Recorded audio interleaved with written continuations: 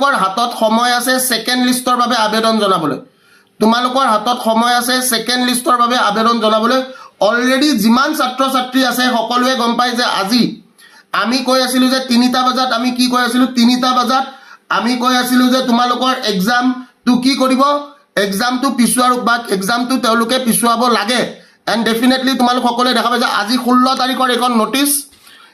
notice তোমালোকৰ আজি 16/3/2025 notice 16/3/2025 notice তোমালোক গোটেইখিনি ছাত্ৰ ছাত্ৰীয়ে দেখিবলৈ পাইছা চাগে 16/3/2025 এখন নোটিছ ঠিক আছে এখন নোটিছ হৈছে তোমালোকৰ 16/3/2025 ঠিক আছে 16/3/2025 নোটিছ এখন ঠিক আছে 3টা বজাত তেওঁলোকে দিছে এক্সাম পিছুৱাইছে ঠিক আছে 3টা বজাত তেওঁলোকে এই নোটিছখন প্ৰভাইড কৰিছে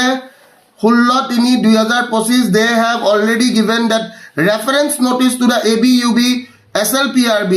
my dear brothers and sisters the exam that was to be held on 23 it will be now held on 6/4/2025 it will be now held on 6/4/2025 ছাত্ৰ সমাজৰ লগত সদায় আছিলু সদায় আসু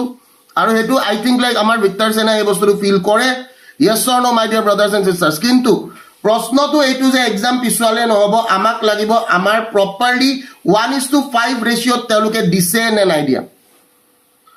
1:5 ৰেশিওত তেওঁলোকে দিছে নে নাই দিয়া যদি 1:5 ৰেশিও দিছে তেনেহলে 25515 ষ্টুডেন্টে দিব পাৰিব লাগে 24515 ষ্টুডেন্টছে এই